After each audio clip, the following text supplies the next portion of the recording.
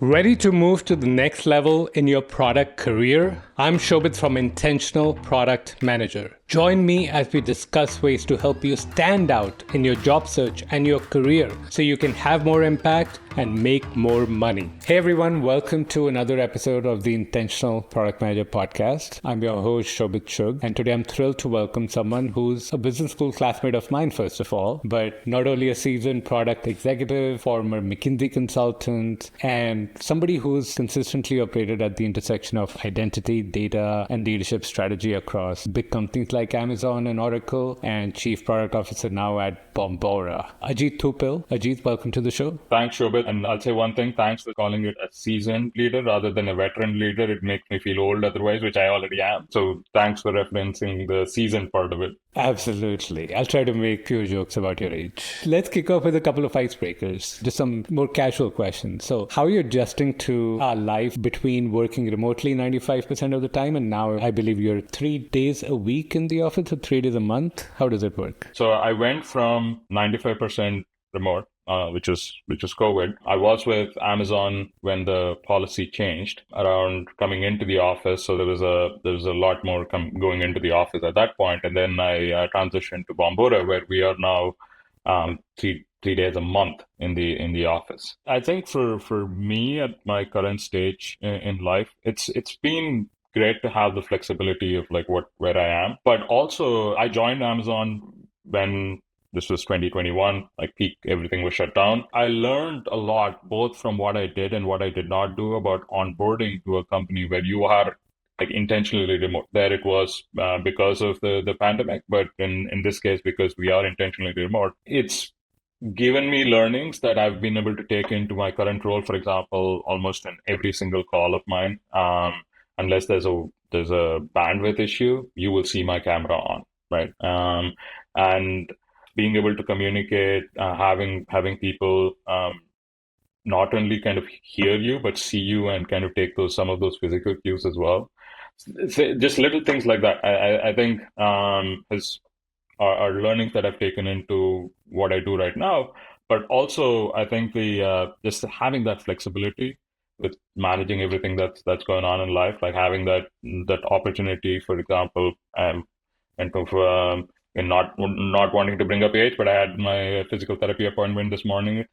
Being able to kind of go for that is helpful. It's cool. I also had my stretching appointment this morning. Awesome. One more icebreaker. So, first time you became a chief product officer, you got the title. What was something unexpected that happened? So, when I first became chief product officer, this was while I was at Tapat. I was till I was the chief product officer. Had the title of SVP of identity, which I used to joke makes it look like I'm the guy who's sitting and making sure that people badge in when they walk into the building. Um, but and so, but for all practical purposes, I was playing the role of the head of product within Tapad, and so at some point, my title changed from SVP of identity to chief product officer, with really like no change in the scope or the work that I was doing, the team size, or anything of that sort. So the thing that changed the most after that was the number of calls I started getting from LinkedIn recruiters for chief product officer's role, because till then nobody was the SVP of identity. I guess there's not a huge market out for that. And the moment it became a chief product officer, the number of calls just ballooned post that. Great lesson for people who have weird titles and they put those weird titles on the LinkedIn and you are shortchanging yourself. So put like closer to the actual work you're doing. So let's dig in a bit about your career journey and the lessons along the way. So you started as a product engineer and many different, I would say even different careers, you eventually became CPO at multiple companies. Tell me, what are some of the biggest inflection points in your career that helped shape the leader you are today? Brief background. I started my career on the semiconductor side of things. As a product engineer, kind of a lot of the things that you do as a product engineer overlaps with what you'd expect a product manager to do within an enterprise software space. So definitely kind of gave that foundational grounding on skill building. But if I think about the inflection points for like what got me here, um, I definitely say kind of that transition from business school into McKinsey, um, again, pivoted the both in terms of my own skill set, in terms of taking that strategy toolkit into work, but also the perception of the world in terms of this is not an engineer. This is a person who can actually marry the world of execution with strategy as well. So that was absolutely like one big inflection point. Uh, the second I would say would be for me, getting into that business development role was was kind of a great gateway into what my career eventually has become. And that role was not, I would say, as intentional as I wanted it to be, in the sense that I didn't walk in saying, I am taking this role because that's where I want to be 5 years from now. So it was almost serendipitous that you take the role and then it helped me then, once I was in that role, shape it into where I wanted to get to. But it was, I'd be lying if I said it was intentional when I started. Let's talk a bit more about that role because it's quite interesting. So, after McKinsey, you went into Oracle. It was a biz dev role. First of all, most people don't understand what biz dev is. Most of the time, people who are in biz dev don't understand what it is. So, tell me more what the role was. You're absolutely right, right? And I think business development, even again, going back to LinkedIn, if I put business development, people would reach out about sales roles. And I would say I have no idea of like doing sales. So let me give a little bit of background of the product that I was serving in that business development role. So we were building identity graphs within Oracle, specifically within Oracle Data Cloud. The role, when you think about the product of the identity graph, it is built largely by being able to source external data that you then use your own technology to be able to connect those data sets together.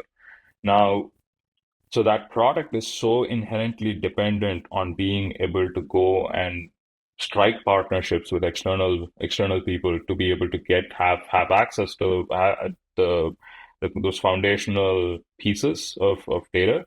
So this and so from a business development standpoint, it was less so on the sales side. It was more about writing checks to partners, managing those partner relationships, identifying the right partners to get them in, so that you could build kind of that industry leading world class product out there. So for me, married very well into kind of that BD and product. That BD role married very well into the product, especially for the product that I was building out. It's very much a partnerships role. So, like, how did you eventually transition into product and then leading product teams at Oracle? Being in that role, if you think about the product being that identity graph, the outcome of the identity graph, or the both the goods and the bads, will largely come back to, hey, who do we work with? And so very much a hand in glove relationship with the product and the engineering team as that BD person. So you're starting to already form those networks, the alliances within the organization, and in a lot of cases, you're kind of driving the strategy as well, because you're in that role again. I largely occupied that role because nobody else was there to occupy it. Where I could go in and talk about, okay, I think that, hey, these are the deals that we should be striking. These are the ones that should be long-term ones. These are the ones that should be short-term ones. This will give access to what, let's say, I would say, mobile devices are growing, are exploding. We should make sure that we have more partnerships on the mobile devices front. We are single sourced on, say, connected TV devices, and so we need to have like multiple sources. So building and crafting that entire strategy that ensures that we have kind of a future-proof solution for what we're building, and that actually performs for the use cases that we want to perform. That role kind of like helped me assume that role within the company. And then eventually, when then a product role opened up, the product leader role opened up, I think people like picked up the phone and called me. And I've also, the other thing I've done through my career is I've tried to be very clear of around expectations, and so people knew that, hey, I had expressed a desire to kind of be in that product function. So having played kind of that strategy role and bringing that into when that product role opened up, that phone call was an easy one for them to make. Can I go one level deeper into that? Because a lot of people I work with and listening to this podcast, they are in adjacent fields and they want to move into product. So what are like some of the things you did that made that phone call sort of inevitable or very easy to make? Like I said, one of the things that because of I was working with my peers in the then product organization, in the engineering, in the science organization, with product leadership, I used to have regular touch points, regular one-on-ones with product leadership, and I had expressed my interest. So at that point, they knew that, yep, this is a role that I was interested in. Secondly, I think the product role, the shape of the product role within the organization was changing as they were kind of building up that product muscle, where that assumption of strategy as a necessity was being pulled into product rather than have it sit in other functions outside. So the ask was, hey, let product kind of dictate um, what the shape of the solution needs to be, what is the capability we want to roll out, and then BD becomes a stakeholder to say, let's go get the necessary pieces of data to realize that vision. So, and there was no other person who had kind of shown that ability to drive that particular role or that particular function within the organization. So that became easier as well. So I think a little bit of being explicit in terms of what your expectations are, and two is being able to showcase some of the skills that is required for success within that role prior to getting that role. Those I would say are the two things that kind of made that phone call easy to make. Let's talk a bit about Amazon now. So, being a director of product, it's high expectation, high responsibility. What are some of the main lessons that you learned from that role? I'll say this to anyone who's joining Amazon. Anything that made you successful outside of Amazon is not necessarily a direct correlation to take you to success within Amazon. So Amazon is a different beast in the sense that there will be certain idiosyncrasies with the organization, with the leadership principle. So there will be some amount of unlearning and learning that any leader, irrespective, much more so if you actually walk in with 20 years of experience than if you walk in with two, where the amount of unlearning that you need to do might not be as much. But there is absolutely the things that you need to get comfortable with, but where you did not have to be comfortable with. People talk a lot about the writing culture. For me, the reading culture was a much bigger adjustment to read 6-page documents on a day in, day out basis. 10's a font size 10 with extremely dense but useful content with followed with another 4 to 5 pages of charts and numbers in the appendix. That was an adjustment for sure. The second for me was building building the right team around you, right? And in a like you said, you're exactly right. In a high expectation role, um, you want to be in a position to deliver for the company and for your customers, and you want to make sure then you have the best people around you. And I was fortunate enough to have a world-class team around me that enabled me to get to that to the point where we were able to deliver on things. The third thing I think for me was again, because the Amazon is different in a lot of ways, using existing mechanisms within Amazon to build those kind of collaborations, the alliances within the organization, so that for you to kind of get to the outcome that you want to use call it goal setting, shared metrics, whatever it might be, that you kind of use those existing mechanisms to enable creating those collaborations, right? And making sure that a team downstream to what you produce can pick up what you produce and put that into action. Um, and I think they're using those existing ones that people kind of are wedded to and people know as part of their muscle memory within Amazon was again extremely useful. I'm thinking about the unlearning part that you mentioned. And yeah, like Amazon being so different, like if you're coming in with a lot of experience, you need to like let go of some of the things. I'll give an example if that's useful. At our organization, I feel like we've gotten wedded into, especially me coming from McKinsey, three bullets, right? And in a PowerPoint slide seem to be like what you went for. Um, as a in a product role, sometimes if you prioritize being pithy to the extent that the readers can walk away with whatever convenient interpretation they want, I don't think you've served the purpose, in the sense that if I said I deliver X, and then the salesperson says, "Oh, great! Like I think I know what X is, so I'm going to go start selling X." But what I meant, but engineering is actually building Y, and then so you've not gotten to that level of specificity that enables and gives clarity into what you want to say.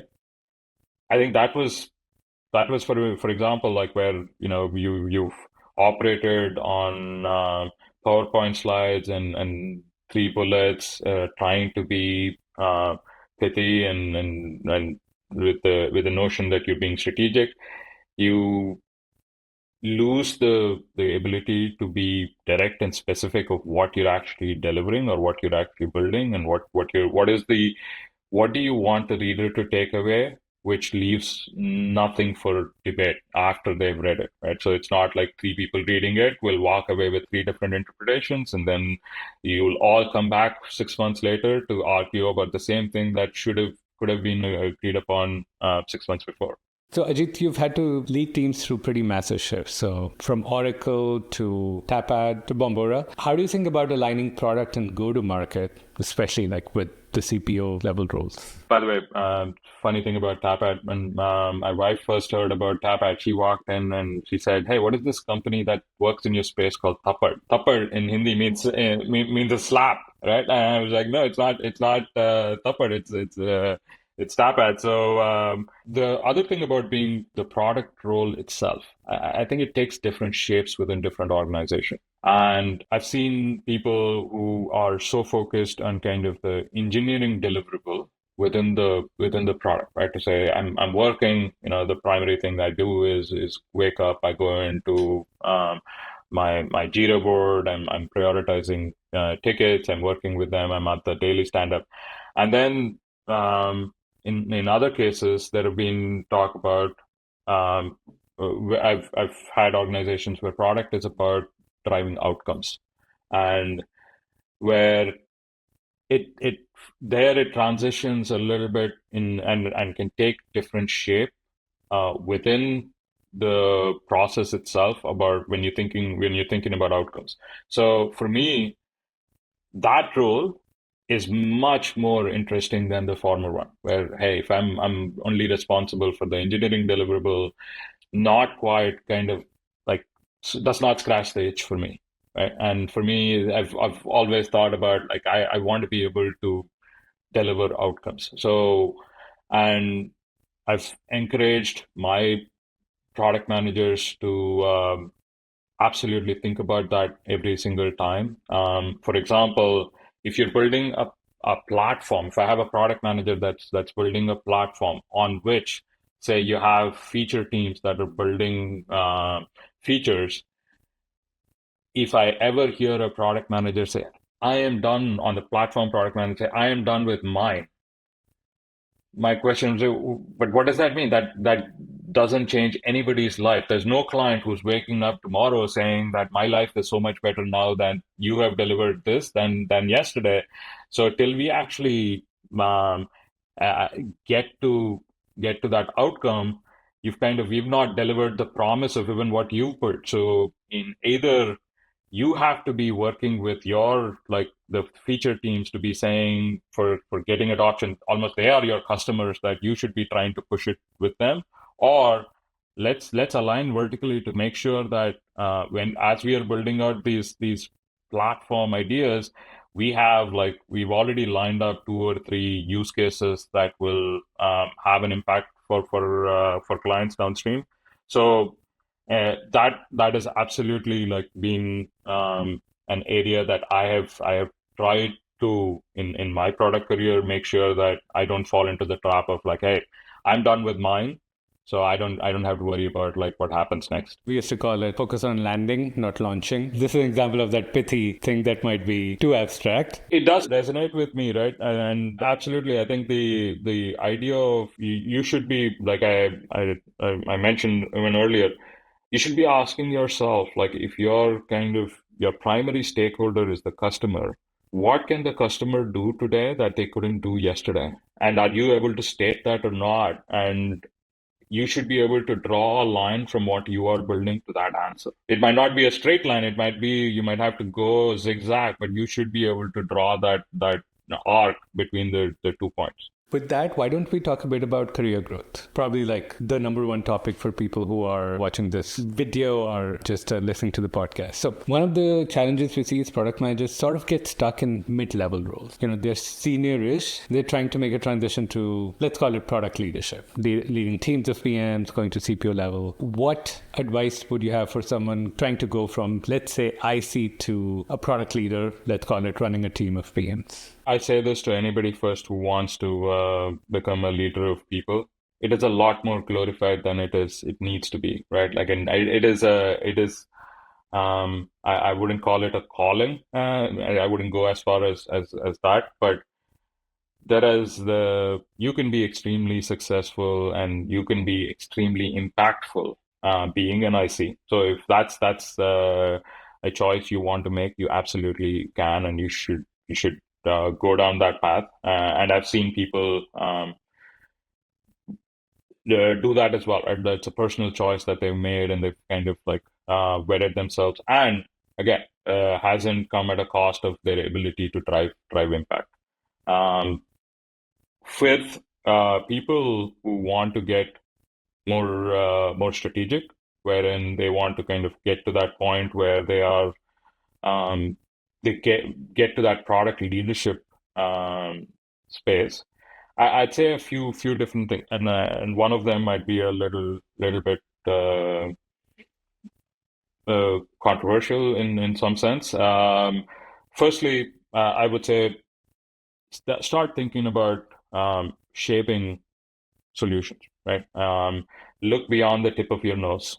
You need to be not looking at, hey, what are you shipping for the next quarter? Right? You should be thinking about like, what is the outcome that you are driving, and what is that arc across multiple quarters? Okay, absolutely. There needs to be a portfolio of things that you're releasing, but think of it beyond the tip of your nose, and you're creating that shape around that portfolio.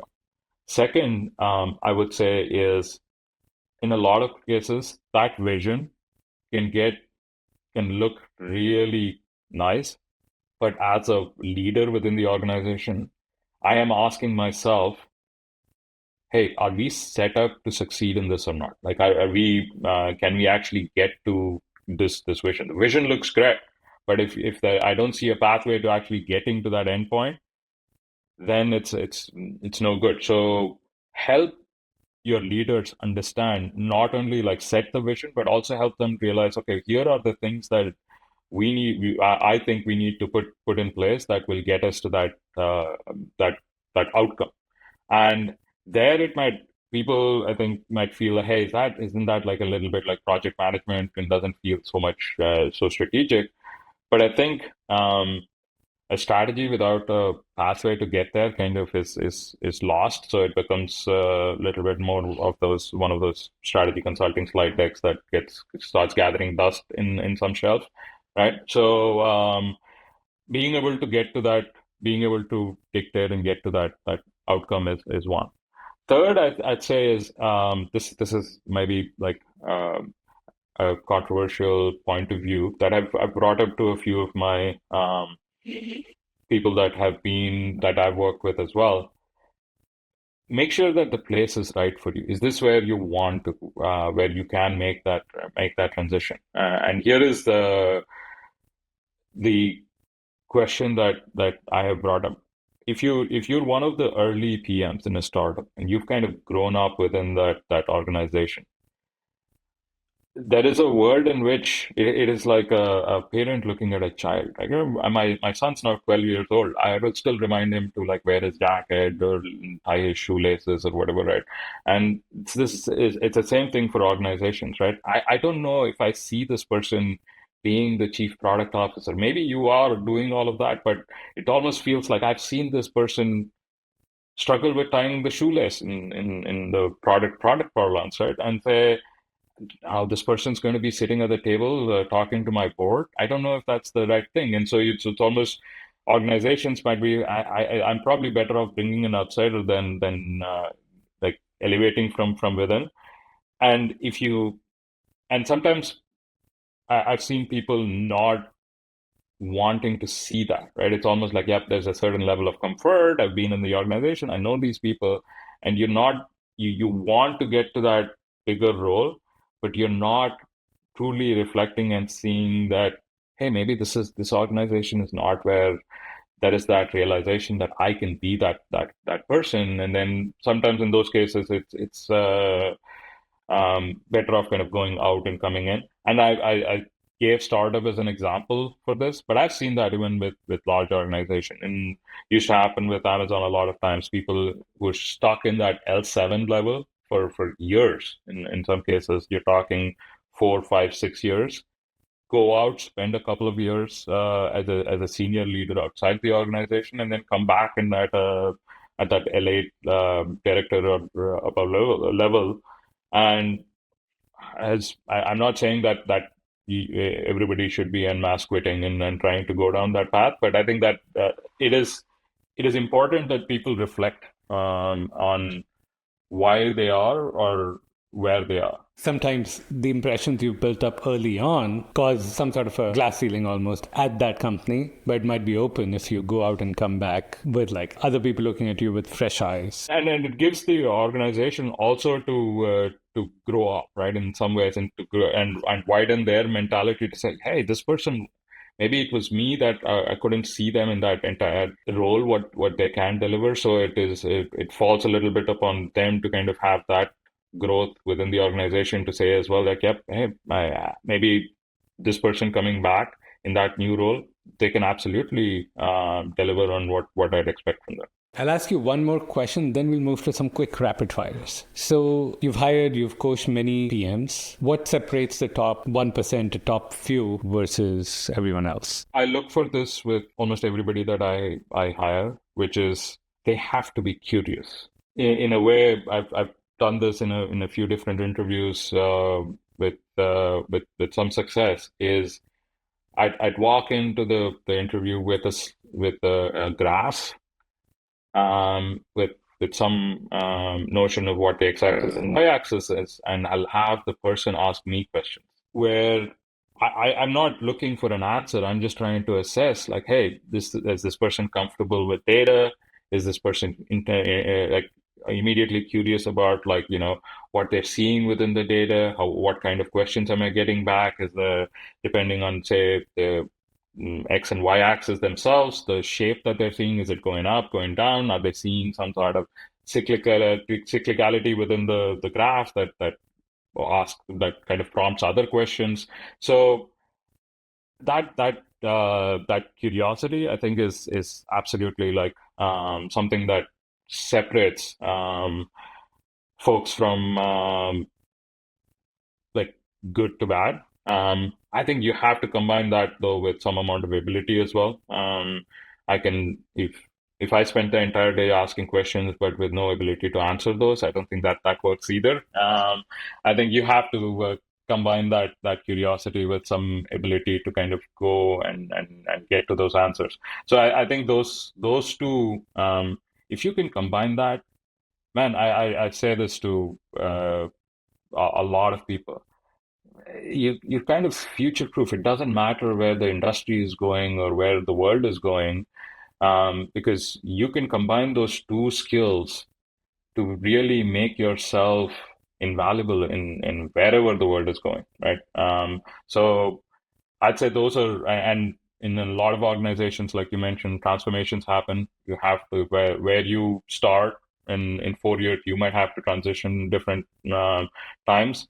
You can't rely purely on just subject matter expertise and say, that's all I do. It's probably overrated in many cases rather than these core skills. Absolutely. Rapid fire, just very short answers as we come towards the end. What was the first product you ever worked on? 2001, it was a static random access memory that went into Nokia and Motorola cell phones.